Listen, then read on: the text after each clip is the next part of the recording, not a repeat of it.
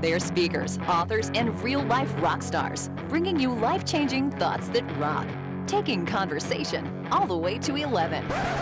Most shows only go to 10. Well, it's one louder, isn't it? These go to 11. This is Thoughts That Rock. Now, here are your hosts, Jim Knight and Brant Menswar. What's happening, peeps? It is your favorite podcast. It's my favorite. 4 years going strong, right? Yeah, 4 years. That rock. 4.5 years. Is it almost 4.5 years? Look at that. Dang. And they said we wouldn't last. Who said that? Send them my way. But still. I said that. But still. What?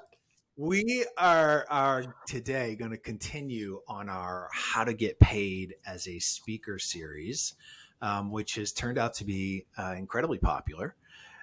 Excited about that.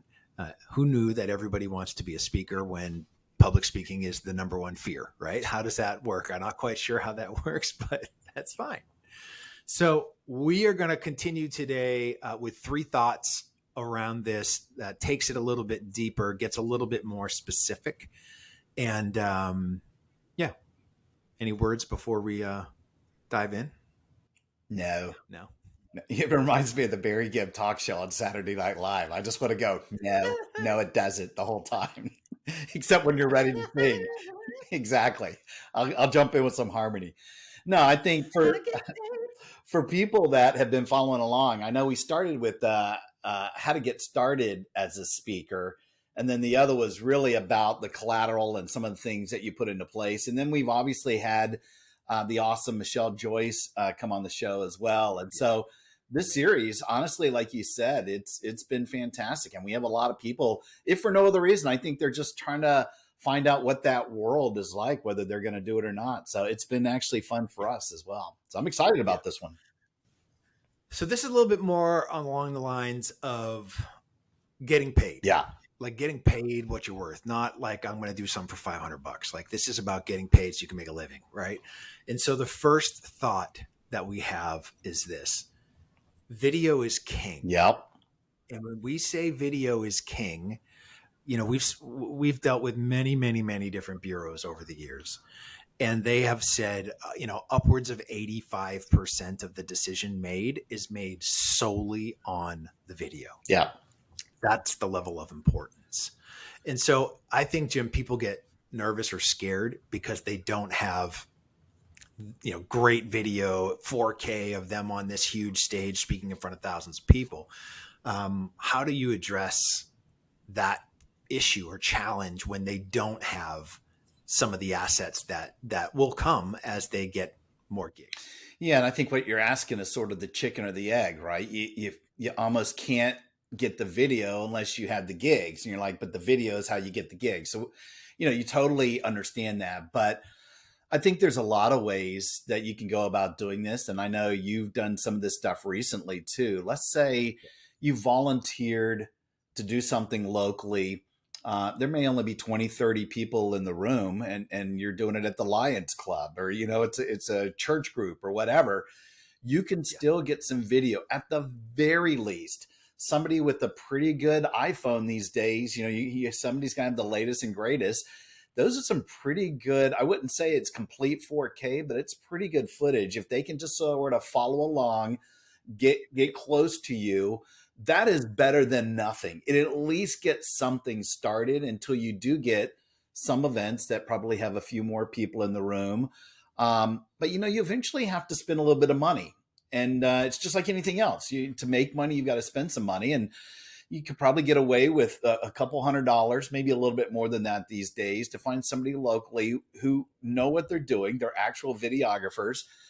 Preferably a 2-camera shot. You get somebody who's zoomed in on you and sort of follows you along. And then if the audience is good enough or the lighting's good enough or you feel like it's got a great vibe, you could do sort of a wide shot. And ultimately you can edit those things together or have somebody do it for you. So I'll stop there because I know you've got some stuff that you've been doing lately as well. But I think it absolutely can be done. Some people just think that's going to be thousands and thousands of dollars and you have to wait until you have, 500 people in the audience. It's not so. You need to get something And as soon as you find something a little bit better recorded of you, you just replace it. And eventually you'll have some fantastic assets that you can put, whether it's you ship it out to somebody or it's on your website. Yeah. Listen, I think this is a scalable challenge. Yeah. I think that if you're just getting started, let's say you don't have any gigs, but you have content and you have ideas and you have a way that you can present this, so you and I have done enough that, we've got some good footage of us on stage and big stages where it looks sexy and it's, at our fee level, you sort of are if you want to look like a $20,000 speaker or you want to charge $20,000 plus to go do a talk, you better look and feel like a $20,000 speaker. Right. And if that's not an iPhone. Although we will talk about that when you get to that level and talk about how to make a lot of money doing it. $20,000 is a big deal. Yeah. There are even more things you can do. We'll probably have to create another episode just for that. You're talking about people just getting started here, though. I'm talking about, I just want to get started. Yeah. And even for those of us that have been doing it a long time, I think that one of the things I just did that is a little bit different and bucks the trend a tiny bit is I had a new talk that I had, but I hadn't actually had an opportunity to give the new talk yet. So how do you go about letting people know about a new talk when you haven't given it? So I went into a studio, one that has what's called an LED volume wall, which is basically a 10-foot by 20-foot LED wall behind me. And I presented directly to the camera about what my talk was about. And we spliced in a little bit of B-roll and a little bit of other sort of interview style footage. But that was all done in a matter of about 2.5 hours in a studio. And it looks fantastic. Yeah. It looks good. It looks expensive. And I didn't have to be in front of anybody. I just had to show them what do I look like presenting, right? So I presented as if I was talking to a crowd of 1,000 people. It doesn't matter. I'm just talking directly to the camera. Yeah. And so that's another option as well. I am somebody who I want to control everything, right? So I want to control the lights. I want to control the mood. I want everything. And so I don't, having somebody shoot me doing a talk that I just started, chances are that footage is not going to look great. And that's okay if you're not asking for a lot of money. Right. But as that grows, as you want to make more money, the footage has to match the fee, right? The quality of the footage has to match the fee. Yeah. And I think that's it. And you're right. These days, an iPhone with some good lighting, you can get really great footage and you can present directly to the phone, give them your concepts, splice in, just do one of these. So when I'm looking off camera and it looks like I'm being interviewed and there's nobody over there, it still has this really incredible vibe. Yeah. And it looks like people care about what I'm actually saying and I'm talking to the wall. It's one of those things that you can do that and no one's going to know the difference. Now, to be fair, I did offer to be in the audience with a mustache and glasses and a hat. So every time it turns, it was you in a different disguise. That would be an awesome video. What I will say is this: listen, there are companies out there built around helping people become speakers, and they can get very pricey. Yeah. And if you are looking at spending, $30,000, $35,000 on a professional speaker reel, you can do that. And here's the pushback from me. I think the footage, I've seen these. Mm-hmm. I think the footage looks great. The quality is fantastic. You're on a big stage. You're in front of an audience. Yes, checking all the boxes. Yep. They all look exactly the same. And here's the problem. Every one of these bureaus that you want to book you sees these things. And if they get one after the other, after the other, after the other, and it's the same blue light and it's the same stage and it's the same shot of the audience, it's the same. Eventually it's like, there's no magic you can pull. Right. that is going to get people to understand that this is something that you are making up. This is not helping you with credibility. It's actually hurting you for credibility. And so you don't have to spend that kind of money to have something amazing. You just have to do a little bit of homework and be smart and unique about your approach. Exactly. Yeah. And I think, it's not the days where people were using, camcorders or something on your shoulder, back in the day where it looked like Blair Witch Project. I mean, for the most part, there's awesome technology out there. So I think the world has made it a whole lot easier, but it really, I mean, your point earlier about these 85% decision making from bureaus or agents or some event planner off a video, it's just too important to ignore. And we've mentioned it in some of the other previous episodes we've had. But again, now we're at the point where we're saying, not just getting started, not just getting your sea legs, but now you want to get paid some serious cash. Video is absolutely king. It's your number one. You've got to jump on that and don't shirk it off. Don't make it like it's I'll just get something once and then I never touch it again. Your mind has to constantly be, whether, like you said, I'm going to organize it in such a way that people can't tell, or I'm going to get somebody to just capture me in every single thing I do. And eventually that content again can totally be replaced when you get bigger engagements and you start to make a little bit more money. So 100%, man, I'm with you. Video. What's your second thought that rocks on how to get paid as a speaker? So this is one that I think is a lot of us get it wrong, and it takes consistently sort of pushing back against what you want to put out there. But you've got to have a client-focused perspective. Our good friend Tamsin Webster, who wrote a book called Find Your Red Thread and teaches red thread workshops and teaches you how to sort of find your thing. She is the sort of keynote whisperer, the idea whisperer. And, one of the things she talks about all the time is it's not about you, it's about the client. And so when you are writing whatever it is you're going to say as your description, it's got to come from their eyes, not from your eyes, right? Like it has to speak to what they're looking for, not for what you think you can provide, right? That's a big shift. And that language is the difference between them booking you and them booking somebody else. How do you do that? What do you mean by that? So, I think as speakers, we have a tendency to focus on what we want to say. I want to, I'm a values guy. I want to talk about values. I want to tell you the importance of values. I want to tell you why you need to figure them out. I want to tell you that it's going to change your life. But if I'm a client, how is values going to help me? So when I phrase whatever it is I need to phrase, I have to do it through that lens, not from what I can provide you for information that I think is really important, but what can I provide that you are already looking for? And how is that going to help you right now? That's the big difference. And that's honestly probably the most difficult part of positioning and marketing, of putting out whatever it is, because I mean, we know there are hundreds and hundreds and hundreds of speakers that are out all looking for the same gigs. Yeah. And so if you've got great video and they read whatever it is that your session is about, and it speaks to them, right? That first part of this is it's got to be from the client focused perspective. But the second part is it has to tell a narrative. It's not bullet points of what you can provide. It tells a story, and it sucks them into that story so that they go, either I've been there or I am there, and I know that this is what I need right now. So this is the person that I want to book.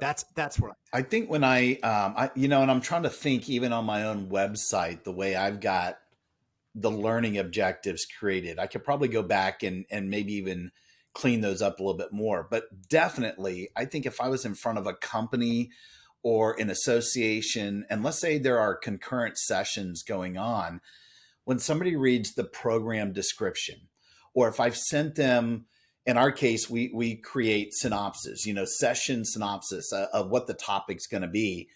I think in those terms, and I think customize in their language. But that's a great point as well, that I think maybe I could cater it a little bit more to exactly what it is they want. I guess in those cases, somebody's probably already made the decision to hire you. They've already spent the money on it. How would you do that? Other than like our good friend Sylvie DeGusto, who creates different webinars for different industries like that, I could see how you customize it. In my site, it's sort of one. I think your site maybe just sort of has one, whatever the keynote is, you've got the listings. How do you do that so that people can go, oh, he or she is customizing enough, or they're speaking my language, and it is worthy again of me paying them to come do my event? Yeah. All right, I'm going to give you a hack. Okay. That I bet you hardly anybody knows about. Uh-oh. You've been keeping it to yourself. So everybody is familiar with ChatGPT, and they've used ChatGPT. I have been using a different one called Claude Instant 100K, which is a mouthful, I know. But I wrote it down. I'll tell you what I've done. I took my book, Black Sheep, and I uploaded the entire book to Claude. And then I asked it questions about the book. And the information I got back is mind blowing. You literally, so I would do it and say, why should somebody hire Brant? Based on the context of this book, why should somebody hire Brant to speak at their conference? And the information I got was so eye-opening and told me, basically, showed me where the gaps were of what I'm not addressing now already. So when I look at this and go, oh, I didn't even think about that. But I'll tell you flat out, I can show you as I'm looking for this right now. Did it say to get closer to Jim Knight? Always, right? No. So here's the real interesting thing. And I went a little crazy with this. So I said, why hire Brant to speak at your conference? And what Claude said was, there are a few reasons why a conference planner would want to hire Brant to speak at their conference. Number one is relevance. Brant's message around discovering and achieving your core values through finding your black sheep is incredibly timely and relevant. Many people are seeking more meaning, fulfillment, and clarity in their lives and work, and Brant's teachings offer a proven path forward. His material would be immediately applicable to most audiences. See how we're talking now about from their perspective? Yeah. So from their perspective, it will help them find more meaning, fulfillment, and clarity in their lives and work, gives them a proven path forward, and would be applicable now, not something you have to think about in the future. And so it went through relevance, transformation, engagement, action, and diversity. And it gave me reasons for each one of those. So that's how I do it, because I have a hard time getting out of my own head sometimes. And especially when it's our material, we suffer from the curse of knowledge. And so we think it's common knowledge, but for most people, it's not. And so the stuff that we are taking for granted or assuming things ends up biting us, because those are the actual things that will resonate with somebody who has never heard your stuff at all, or knows no matter what you're talking about. I took this even further and I asked Claude, how would Brant's message resonate with Gen Z? How would the message resonate with millennials? How would it resonate with Gen X and with boomers? And it gave me different things for every single generation based on what that generation cares about and how my sort of thought process and methodology actually would fit into what these generations actually care about. So for Gen Z, it told me things like focus on authenticity, the emphasis on purpose, the call for individual agency, the focus on community. When it went to millennials, it said, focus on self-discovery, on search for meaning and purpose, on living intentionally. When it went to Gen X, I had to laugh because you and I are both Gen Xers. Yes. And it was like, focus on self-reliance, focus on authenticity, the distrust of fluff, right? Like that is so Gen X. I'm like, are you kidding me right now? I felt like they were literally talking directly to me. Work hard, play hard. And with boomers, it was about legacy and about what you're leaving behind. And so like that perspective from AI has helped me reshape my message specifically for these audiences so that when someone's reading, it resonates with them. And that's how we have to sort of, how can we use technology to push this forward? Yeah, it's a client-focused perspective using AI. That's a whole nother episode. Yes. That is Right. that is amazing. That is really, really Dude, amazing. I literally stumbled on this on Friday, so I haven't had a chance to talk to you about this yet. But like, we're going to upload all of your books and we're going to ask it the same questions. And that's, I mean, you want to hear something just batshit crazy. I after I uploaded, I said, Brant wants to star in his own TV show. Write a TV pitch for what the show would look like and how it would appear. And it wrote me an entire TV pitch for what the TV show would be, what it would look like, what I would talk about, how I would host it, why it would matter to people in the community. Wow. And I'm going, mind blowing. So, you know, Wow. I think that going back to this client focused perspective and to just bring in AI for a second, AI helps us step out of ourselves is what I feel like it does. It doesn't do work for us. It helps us step outside of ourselves and gives us a perspective that we can look at that isn't ours.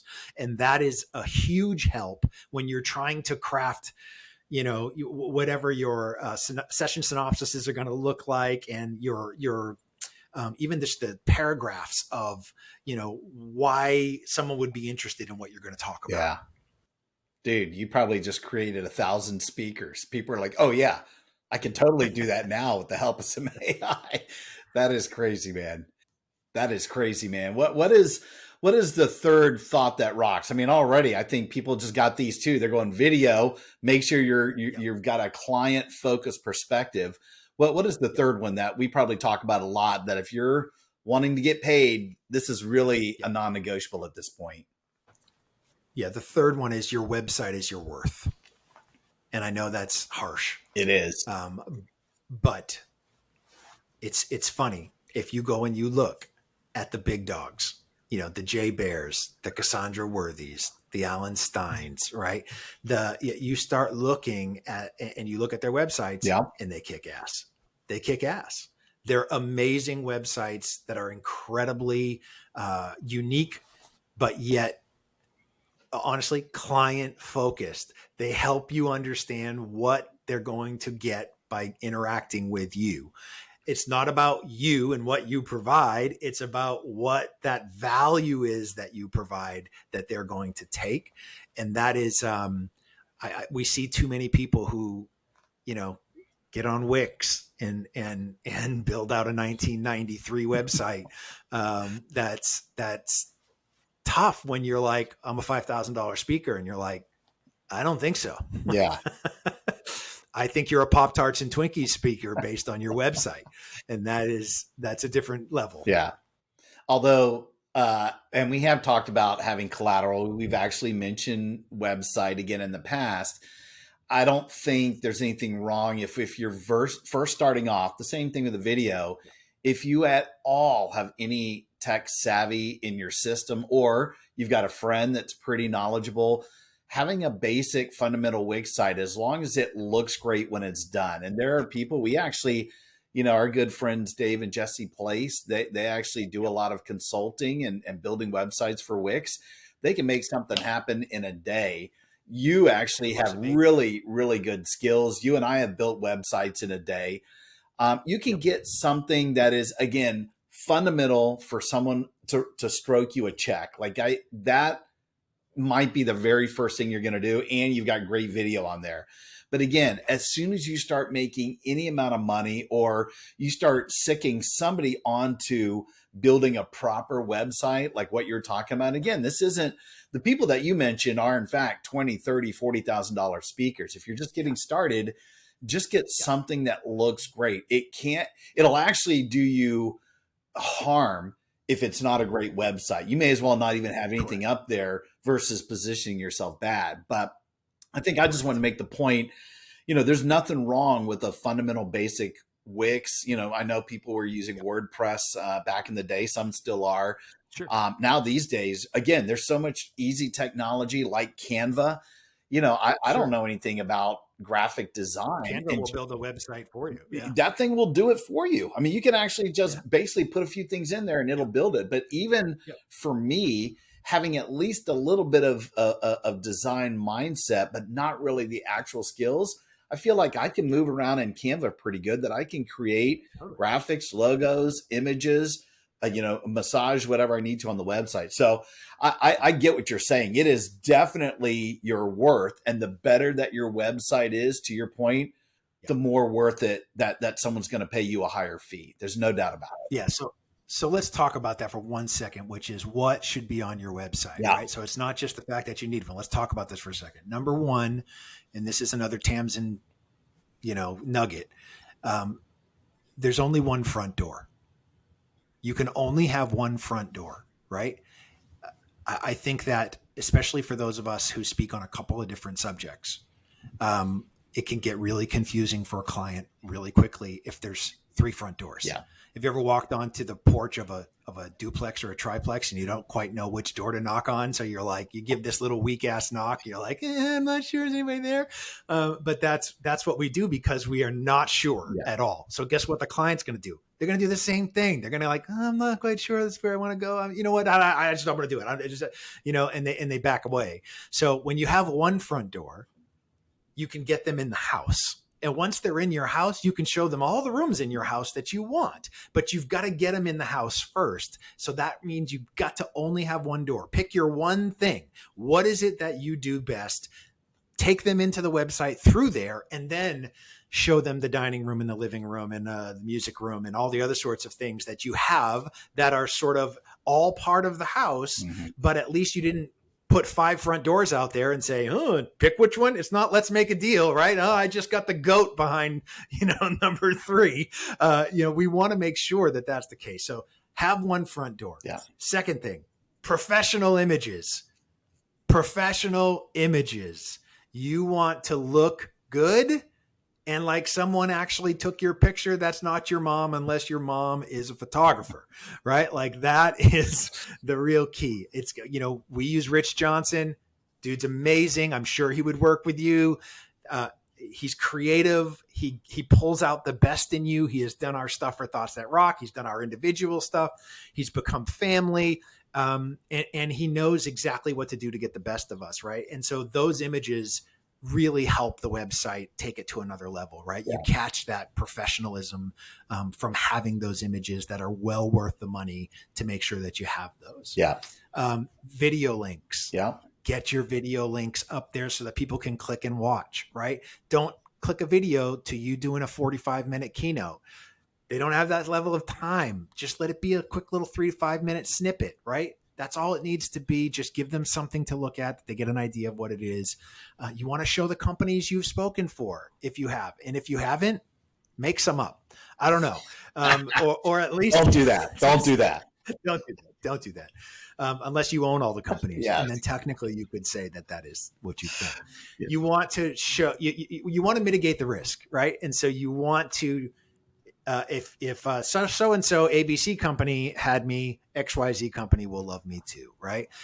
And same with client testimonials. You want to have those on there that basically says, look, I know you might be nervous of hiring somebody to come speak, but all of these companies have, this guy has, this woman has, don't worry about what's already been taken care of, right? So that little testimonial, those logos of the companies that you've spoken for, just make somebody feel more comfortable that they're not taking a huge risk to bring you in. Yeah.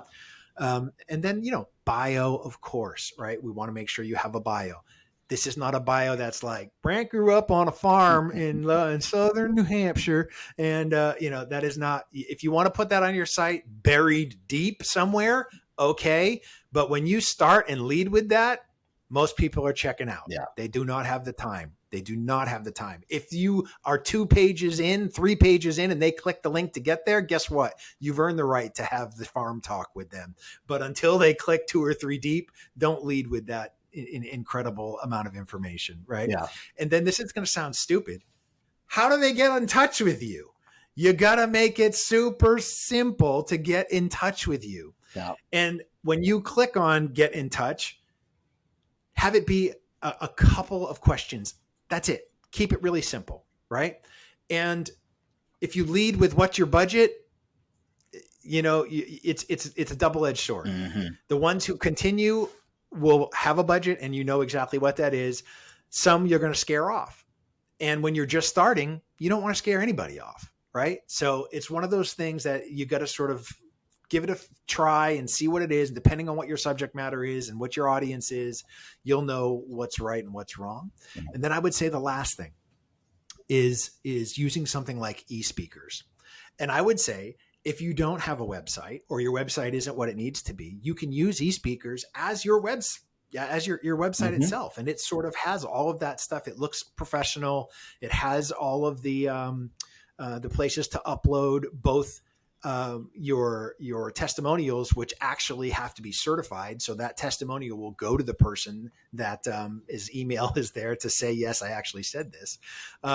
And it has the links to video, the session synopsises, but it also is what many, many, many bureaus use as their back end and will take you and place you on their websites for their clients looking for speakers. So it's a plus in that instance.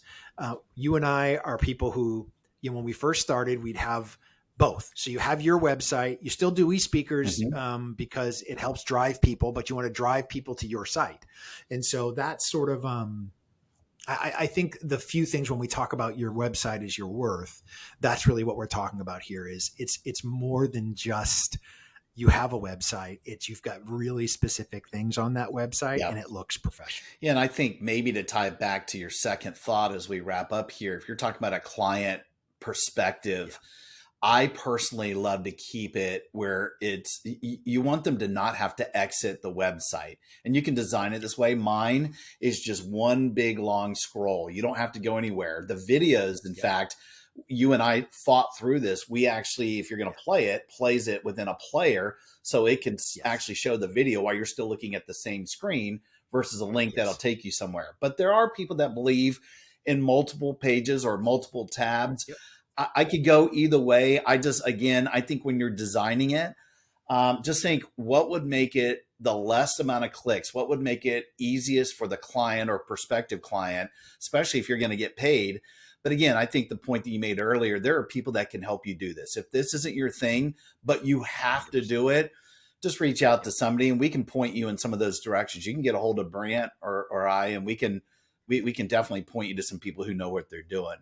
So again, these three things, you said, number one, video is king. Number two was, you said client-focused perspective, and that there's a lot of things that are included in that. And hopefully that, for me, using the AI, the technology, that's a mind blow for probably a lot of people, even for myself. And this last one is just your website is your worth, and that those are just three areas that you just can't scrimp on.